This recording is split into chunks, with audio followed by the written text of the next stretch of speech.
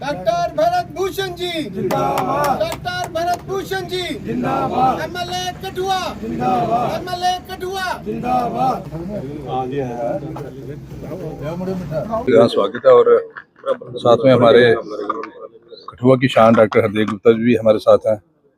हमारे राजेंद्रा फूड्स के राजेंद्र गुप्ता जी हैं और हमारे आदरणीय सूर्यलाल जी भी इधर हैं और पूरे हमारे अंकल भी इधर ही हैं, डिस्ट्रिक्ट एग्रीकल्चर अफसर retired Baburam Sharma ji deputy actor. तो आज बड़ा खुशी का मौका है कि हम इस जो गली है हमारी बिल्कुल डॉक्टर हरदेव जी के घर के साथ ही गली है और काफ़ी देर से जहाँ कंकरा पड़ा हुआ है, लेकिन तकरीबन 100-200 फुट जो लेन है इसको बनी नहीं थी, तो इसकी आज हमने फाउंडेशन शुरू किया काम।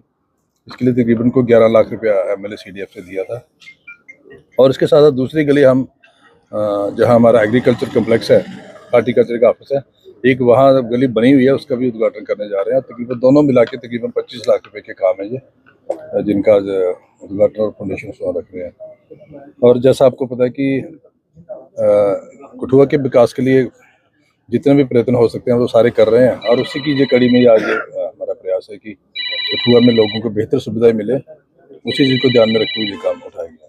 इस तरह से देखते हैं कि उद्घाटन लगातार हो रहे हैं, शहर वासियों का जो है विश्वास भी जो है बनता नजर आ रहा है आप पर, क्योंकि इससे पहले लोग कहते थे कि विकास कार्यों में कमी देखने को मिली है। देखिए, मैं कठुआ वासियों का शुक्रगुजार हूँ कि उन्हीं के आशीर्वाद की वजह से सारा काम हो रहा है। ये मैं नहीं कर रहा हूँ, जो हमारे कठुआ के लोग काम कर रहे हैं। लेकिन आपके माध्यम से मैं उनको कहना चाहूँगा कि मेरे पास आज की डेट में कठुआ टाउन के 350 से ऊपर एस्टिमेट आ गए हैं। तो सारे कहते हैं कि एक ही साल में सारा हो, वो नहीं हो पाता, कोई नहीं कर पाएगा। अगर कोई चीफ मिनिस्टर भी होगा वो भी इतने काम नहीं कर पाएगा। ये फेज्ड मैन में सभी के काम होंगे, लेकिन मैं देखता हूँ जहाँ जहाँ ज़्यादा प्रायोरिटी वो कर रहा हूँ। और मैंने पिछले दिनों भी कहा था कि डेवलपमेंट विदाउट डिस्क्रिमिनेशन, किसी के साथ भी, चाहे वो किसी की फिरके है, किसी भी धर्म का है, किसी मोहल्ले का है, जवाहरली बांडी या पार्लियामेंट, किसी के साथ भेदभाव नहीं करना है और बिना भेदभाव के काम करना है। और लेकिन ये कि थोड़ा सा हमें टाइम दें, बिल्कुल 350 काम एक ही साल में नहीं पूरे हो सकते, लिहाजा आस्ता आस्ता सारे होंगे। तो मेरी पूरी उम्मीद है कि मैं इन लोगों पे, जो लोगों ने मेरे पे विश्वास रखा है, उनकी उम्मीदों पे खरा उतरूंगा और आने वाले दिनों में आप देखेंगे और ज़्यादा काम हम शुरू करने जा रहे हैं। अच्छा, अमृत 2.0 जो है स्कीम चल रही है और कई गलियां जो है टूट चुकी है क्योंकि उसमें पाइपें बिछाई हुई है। लोगों का कहना है कि चलिए पानी तो दिया पर गलियां तोड़ दी गई है, कई वार्ड ऐसे हैं। देखिए, ऐसा है कि जो अमृत 2 के तहत तकरीबन 50 करोड़ रुपया कठुआ के लिए और 4.5 करोड़ रुपया लखनपुर के लिए और 12.5 करोड़ रुपया नगरी के लिए, ये टोटल कोई 65 करोड़ रुपीज़ का स्कीम है।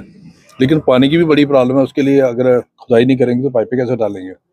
लेकिन ये है कि उसका भी आने वाले दिनों में डिपार्टमेंट के साथ भी बैठ के रिव्यू करेंगे कि इस तरीके का किया जाए, जिस गली जो बननी है उससे पहले तोड़ लें।